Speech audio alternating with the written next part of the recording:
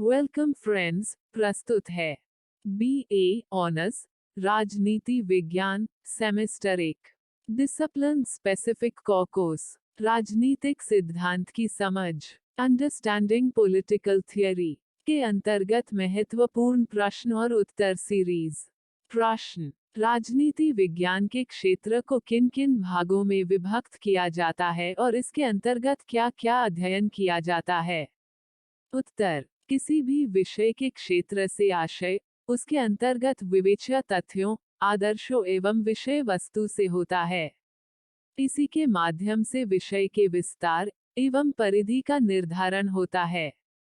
राजनीति विज्ञान मौलिक रूप से समाज में मानवीय गतिविधियों, राज्य में सत्ता संस्थानों के व्यवहार तथा सामुदायिक, सार्वजनिक कार्यक्रमों एवं अंतर्राष्ट्रीय फलक पर विभिन्न राष्ट्रों के पारस्परिक संबंधों का निरूपण करता है। अतः इसमें सभी प्रकार के समूह, राजनीतिक निकाय, राज्येतरकर्ता, विविध प्रकार की संकल्पनाएं तथा राष्ट्रीय एवं अंतर्राष्ट्रीय संस्थान समाहित हैं। इसकी व्यापकता को ध्यान में रखते हुए राजनीतिवेताओं ने इसके क्षेत्र के विषय में विविध प्रकार के विचार व्यक्त किए हैं। गाना ने राजनीति विज्ञान के क्षेत्र को 3 भागों में विभाजित किया है। 1. राज्य की उत्पत्ति और उसकी प्रकृति की खोज। 2. राजनीतिक संस्थाओं की प्रगति, उसका इतिहास एवं उनके स्वरूपों का अध्ययन। 3. जहां तक संभव हो राजनीतिक विकास के नियमों का निर्धारण करना। ब्लंटशली में कहा है कि राजनीति विज्ञान का संबंध राज्य के आधारों से है और वह उसकी आवश्यक प्रकृति, उसके विविध रूपों, उसकी अभिव्यक्ति तथा उसके विकास का अध्ययन करता है। विलोबी की मान्यता है कि राजनीति विज्ञान जिन जिन महान विषयों की व्याख्या करता है वे हैं राज्य, सरकार और कानून। फ्रेडरिक पोलक ने राजनीति विज्ञान के क्षेत्र को 2 भागों में विभाजित किया है। 1. सैद्धांतिक राजनीति तथा 2. व्यवहारिक राजनीति। विभिन्न विद्वानों द्वारा राजनीति विज्ञान के क्षेत्र के व्यक्त दृष्टिकोण के आधार पर 3 विचारधाराएं स्पष्ट होती है। पहली विचारधारा के अंतर्गत राज्य को ही राजनीति विज्ञान की विषयवस्तु समझा गया है और सरकार संबंधी अध्ययन का कोई उल्लेख नहीं है। दूसरी विचारधारा वह है जिसमें सरकार के अध्ययन को ही राजनीति विज्ञान का विषय माना गया है और राज्य की कहीं भी चर्चा नहीं की गई है। तीसरी विचारधारा के अंतर्गत राज्य और सरकार दोनों का अध्ययन राजनीति विज्ञान का विषय माना गया है। इस प्रकार तीनों ही विचारधाराओं में तीसरे प्रकार की विचारधारा अत्यधिक स्पष्ट है। फिर भी इस संबंध में सर्वाधिक महत्वपूर्ण मान्यता यह है कि इसमें भी मानव तत्व की उपेक्षा नहीं होनी चाहिए क्योंकि मनुष्य के राजनीतिक जीवन का केंद्र बिंदु राज्य है। राज्य की अभिव्यक्ति सरकार के माध्यम से होती है तथा मनुष्य के पारस्परिक राजनीतिक संबंधों की अभिव्यक्ति राज्य में होती है तथा राज्य की क्रियात्मक अभिव्यक्ति सरकार द्वारा होती है। इसलिए राजनीति विज्ञान के क्षेत्र को निम्नांकित रूपों में विभक्त किया जा सकता है। 1. मनुष्य का अध्ययन। 2. राज्य का अध्ययन। 3. सरकार का अध्ययन। 1. मनुष्य का अध्ययन। प्रत्येक सामाजिक विज्ञान किसी न किसी कार्यकलापों को लेकर विकसित हुआ है। इसी प्रकार राजनीति विज्ञान भी मनुष्य के उन कार्यकलापों का अध्ययन है जिसका संबंध राज्य से है। राज्य एक समूह है जिसकी उत्पत्ति मनुष्यों की आवश्यकताओं की पूर्ति के लिए हुई है। राज्य व्यक्ति के अधिकारों की रक्षा करता है और इस प्रकार मानव जीवन को सार्थक बनाता है। इसके विपरीत राज्य के नागरिकों का भी कुछ कर्तव्य होता है जिसका पालन प्रत्येक नागरिक को करना अनिवार्य है। इस प्रकार राजनीति विज्ञान में मनुष्यों के अधिकारों, राज्य के प्रति उसके कर्तव्यों तथा राज्य और मनुष्य के पारस्परिक संबंधों का अध्ययन होता है।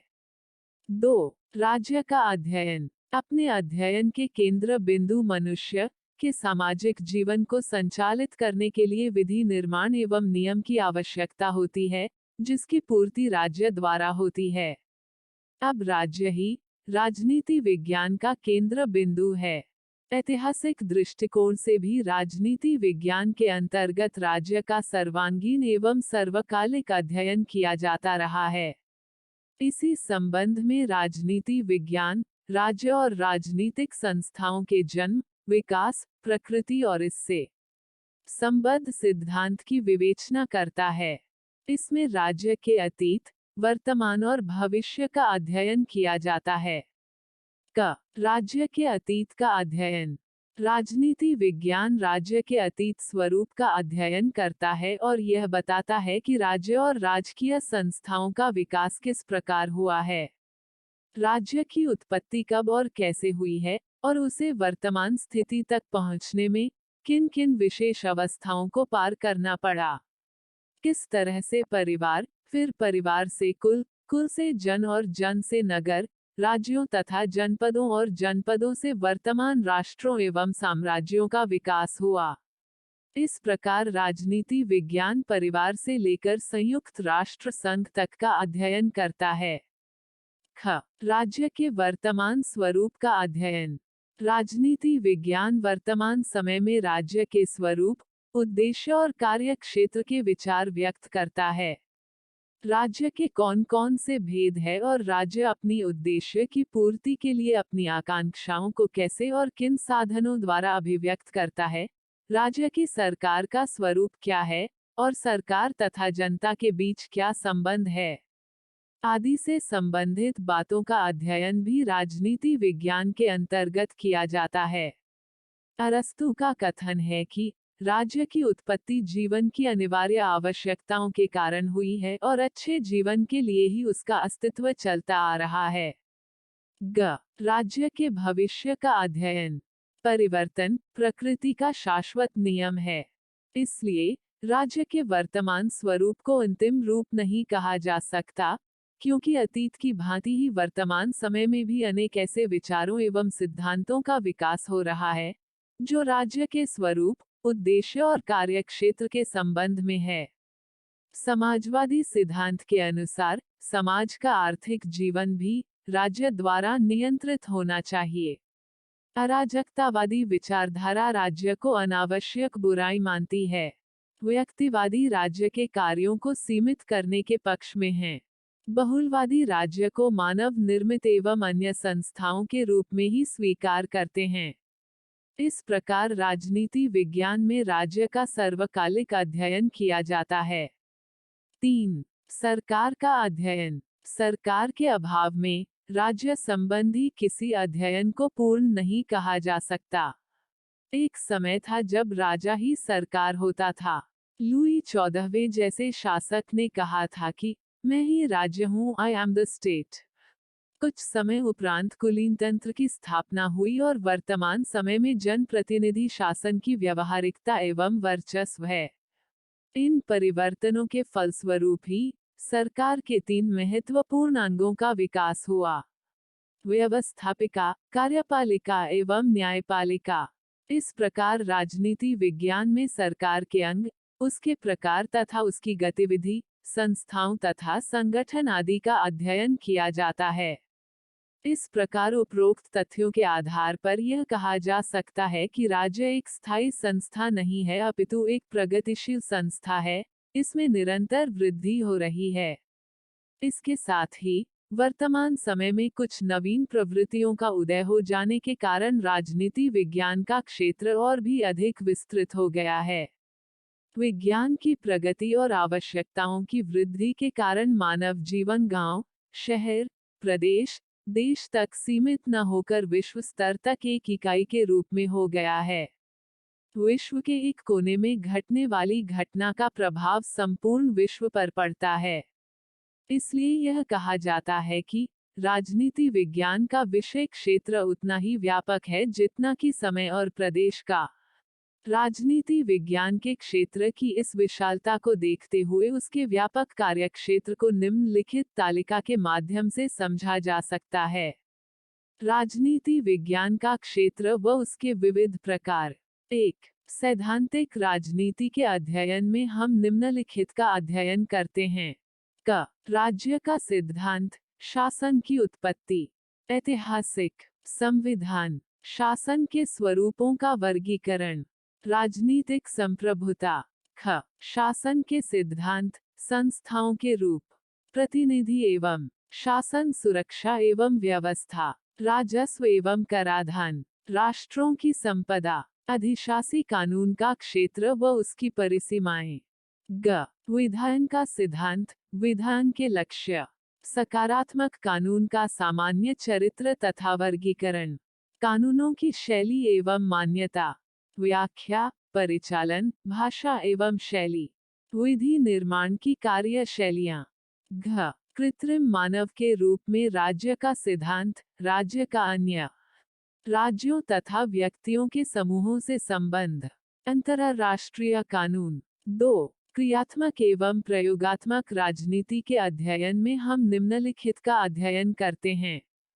क राज्य शासन के वर्तमान स्वरूप, परिसंघ संघीय राज्य, संरक्षित क्षेत्र, परा प्रादेशिक क्षेत्राधिकार। ख शासन, कानून एवं प्रथाएं, संसदीय प्रणालियां, मंत्रिमंडल एवं मंत्रियों का उत्तरदायित्व, प्रशासनिक रूप के संविधान, सेना, पुलिस, मुद्रा, बजट, व्यापार, राज्य द्वारा विनिमय या हस्तक्षेप।